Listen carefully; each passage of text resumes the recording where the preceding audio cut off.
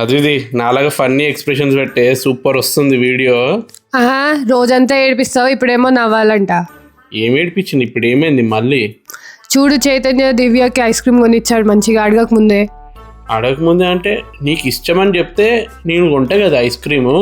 నేను అడగక ముందే నీకు కొనియాలి అని అనిపించాలి. అబ్బా సరేలే, నెక్స్ట్ టైం ఐస్ క్రీమ్ బండి కనిపిస్తే కొంటా. నువ్వు నెక్స్ట్ టైం ఎప్పుడు కొన్నా కూడా నేను అడిగి కొనిపించుకున్నా అన్న ఫీలింగే ఉంటుంది. ఇప్పుడు ఏం చేయమంటావే? ఎందుకు ప్రతిసారి ఇట్లా కంపేర్ చేసుకుంటావు? లేక లేక మనము 16 ఏళ్ళ తర్వాత ఇట్లా టూర్కి వచ్చినాం ఫ్యామిలీ మొత్తము, ఇప్పుడు కూడా ఏడిపోయినా? వాళ్ళిద్దరిని చూడు ఎంత బాగున్నారో. వాళ్ళు బాగున్నారంటే అర్థము కొత్తగా పెళ్ళైంది, దివ్య ఎక్కువ టార్చర్ పెట్టట్లేదని అర్థము. అబ్బా చూడు, ఇప్పటికీ నీకు నా మీద ప్రేమ లేదు, ఎప్పుడు వెటకారంగా ఏదో ఒకటి అంటేనే ఉంటావు, ఇంకా నవ్వెప్పుడు వస్తుంది? నీకు నిజంగా దండమే తల్లి.